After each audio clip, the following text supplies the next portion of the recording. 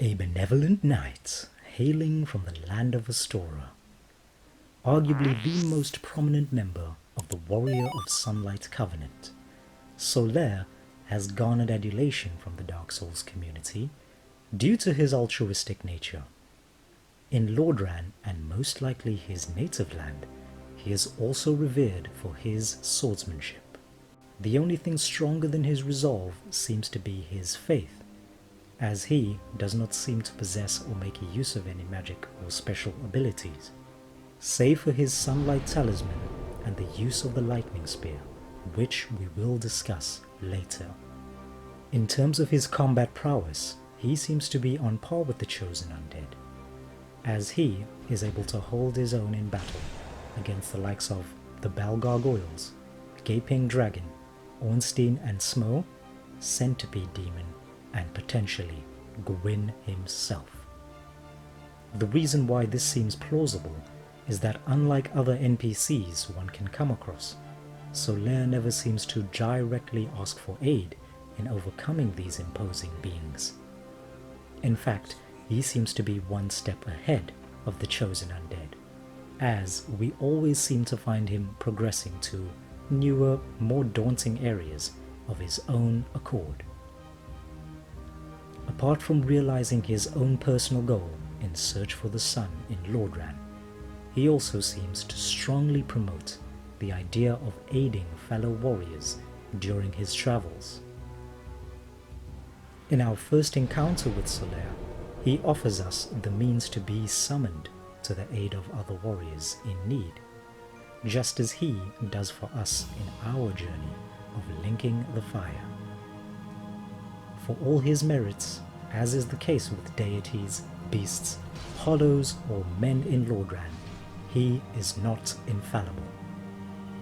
And his destiny, for better or worse, seems to be intimately intertwined with the destiny of the Chosen Undead, the extent of which we inevitably will experience compunction for or be beholden to by the time we come face to face with the Lord of Cinder himself.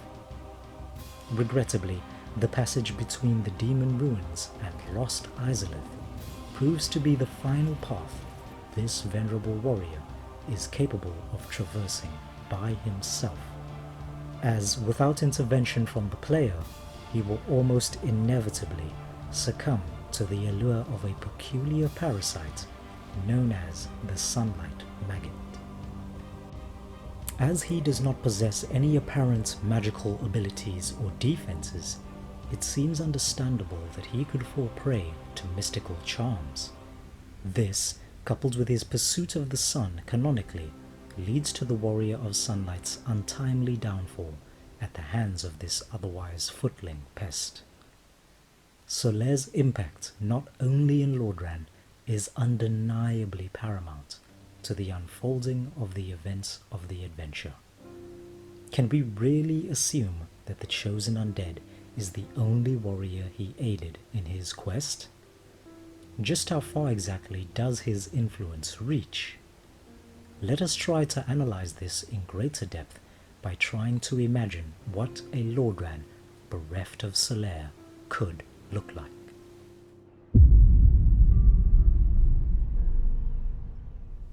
The Land of Lords is not a place one would think of as being anywhere near unacclimatized to darkness. However, it's hard not to agree that these lands, laden with foreboding as they may be, would be almost irredeemably so, were the Warrior of Sunlight not to have made his journey to them.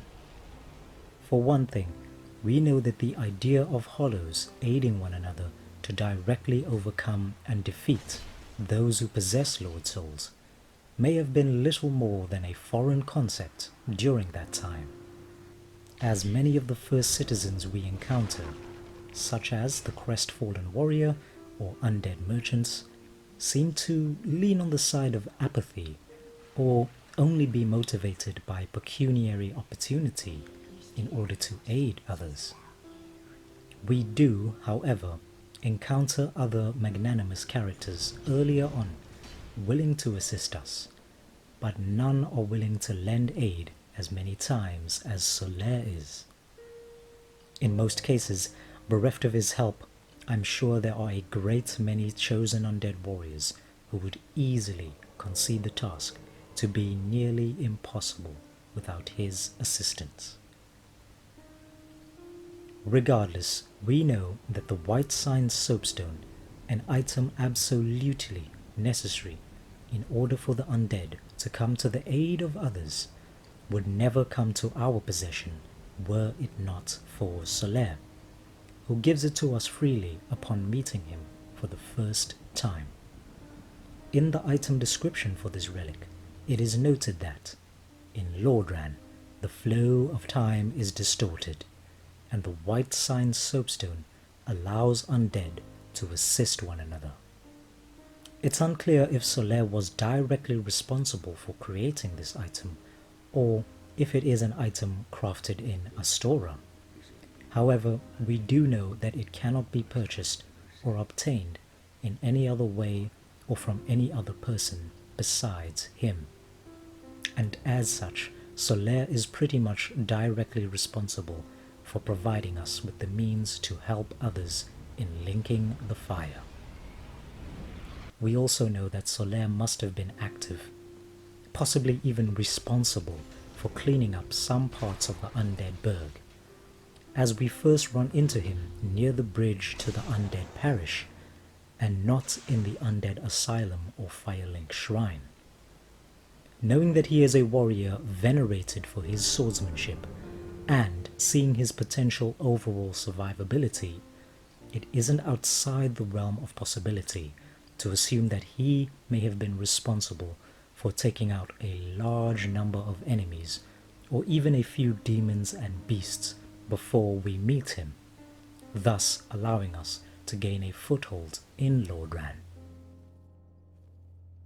In short, the land of Lordran would be a much more brutal, sinister, and darker land than it already is. Perhaps the quest that so many have gone hollow trying to achieve, linking the fire, may have been all but inconceivable were Solaire not a part of it.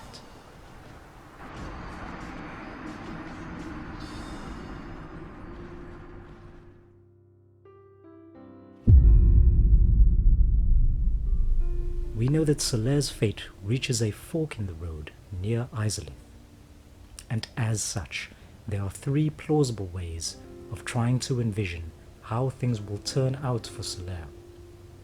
Things get intriguing when we attempt to theorize Solaire's true potential, were he either to prevail alongside the chosen undead, or to succumb to his fate should we choose not to aid him.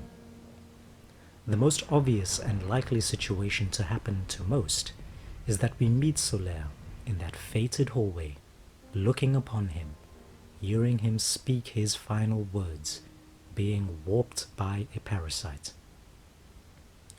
As we begrudgingly draw our sword, and he races towards us, with his blade seemingly screaming bloody execution, the sun would finally set for this noble warrior, as he meets his end at the hands of the player.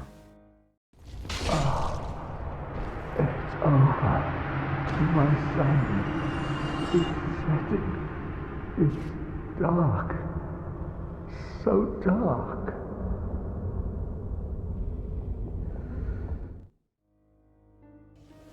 We move on to decide the fate of the world, and he is most likely left forgotten, but probably proudly remembered by many as one of Lordran's greatest heroes.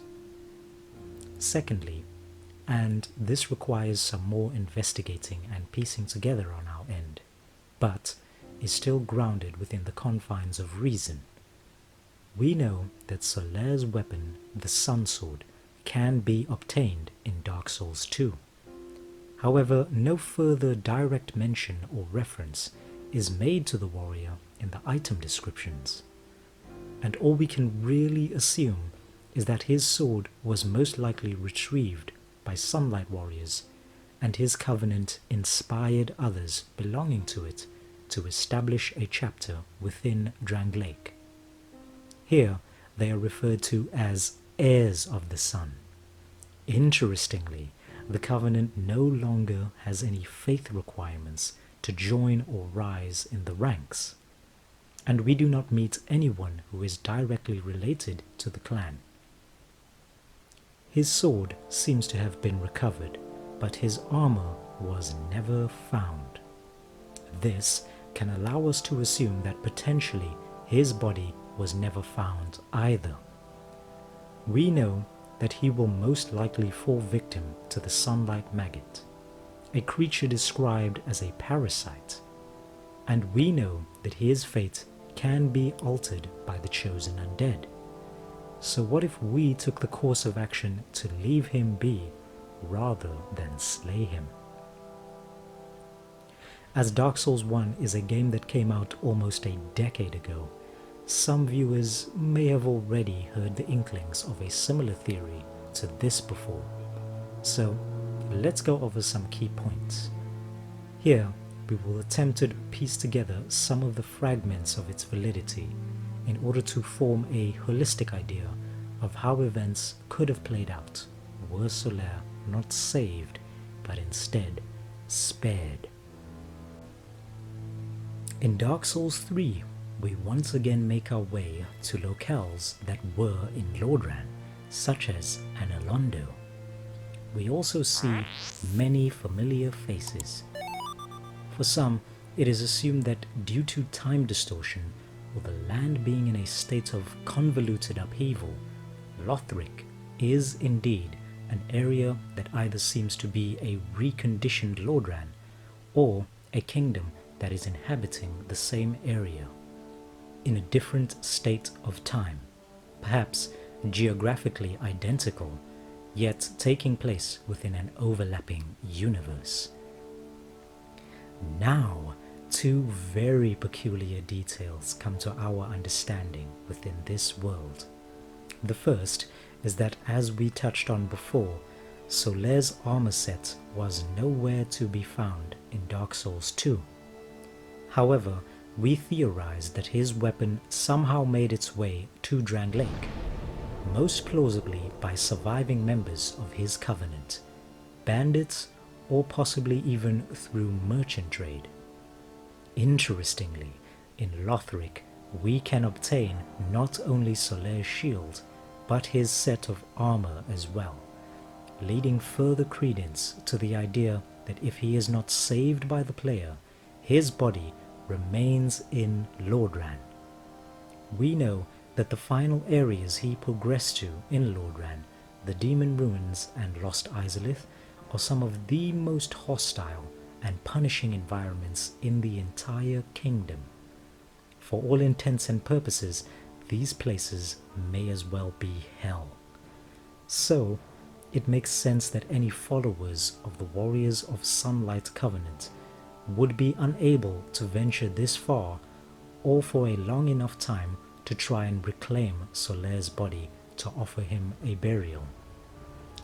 At the very least, it is unlikely they would have been able to conduct a thorough investigation to find his remains, as the harsh environment and demonic beasts lurking in this land would most probably make short work of any man foolish enough to venture there for too long. So, what if the sunlight maggot, being a parasitic organism, indeed can form a parasitic relationship with a host? We know that when equipping this item to use it as a light source, it remains alive. So, this is not out of the question. From the item description, it states, a loathsome parasite that inhabits Lost Izalith. It is completely immobile, yet still lives. When worn on the head, it emanates blinding light, which is why it is known as the sunlight maggot. A symbiotic relationship formed by a parasite, like a virus in one's body, requires the host organism to remain alive. A maggot is typically the infantile stage of a creature that is destined to undergo metamorphic changes during its life cycle. So, the sunlight maggot, like any other maggot, quite reasonably has the propensity to develop into a greater life form. What if the maggot attached to Solaire indeed developed into such a creature? What if this creature thrived down below in the fiery depths of Izalith and Demon Ruins? What if the smouldering lake in Dark Souls 3 is indeed the result of lost Izalith and Demon Ruins from Dark Souls 1 coalescing into one location with the passage and distortion of time that the Dark Souls series has become synonymous with? What if the great Karthus sandworm is the creature that Solaire finally developed into? We know that this creature is able to hurl the thunderbolt at the player in much the same manner as Solaire, and interestingly enough, this creature remains in its state of slumber and only really reacts to the Ashen One. We know that there are many more threatening beings in this area than ourselves, yet it only seems to react to the Ashen One, almost seemingly out of resentment, perhaps clinging on to Solaire's memories of a prophesied hero related to the cycle of flame failing him fuels this creature to retaliate in this manner. What if this creature is indeed the final form of our ill-fated hero? We know that similar examples of parasitic beings being part of or consuming other characters is far from being a novelty in Dark Souls 3. Notable examples include Aldrich consuming Gwyndolin, as well as other instances of parasitic creatures erupting from within the bodies of other enemies are also apparent. To a lesser extent, the princes of Lothric also form a symbiotic relationship when encountering the Ashen One in battle. So, this concept seems more prevalent in Lothric than one may first assume. This, apart from the last theory we will discuss, seems to be a theory holding considerable verisimilitude regarding Solaire's final fate. We know that Solaire, by all accounts, seems to be a skilled and astute warrior. Despite him being undead, he, like the chosen undead, seems to still retain his reason and resolve. As such, we can assume that he has a practicable reason for desiring to find the sun. Does he in fact possess some unique means of bringing an end to the malevolent lords? Perhaps a way to aid all those who have gone hollow to regain their humanity? Many in the Dark Souls community also believe him to be the firstborn son of Lord Gwyn. Some believe this claim to be unfounded, despite a lot of the evidence endorsing its validity. Regardless, much of Solaire's origins and the reason for his ultimate goal largely seem to remain shrouded in mystery. But what if this indeed turned out to be true? Is Solaire the rightful heir to Gwyn's kingdom? Let us assume he was able to achieve his goal and actually find the fabled sun, a beacon of hope that he so deeply desires. To form a more holistic picture of how things will play out, we can refer to an episode of a Japanese podcast known as Game no Shokutaku, featuring From Software director Hidetaka Miyazaki himself, hosted by Tomomi Isomura, a well-known voice actress. In the interview, Solaire is described as being the embodiment of total devotion in pure form. This implies that Solaire's will is all but unbreakable, and it is also further mentioned that if he is in a position of great power, ultimately he would do what he has always done, which is to say, he would take the path of helping his fellow men. So, it has been outright stated by Miyazaki that Solaire would unquestionably link the flame and bring about the end of the curse of the undead, at least for an age or so.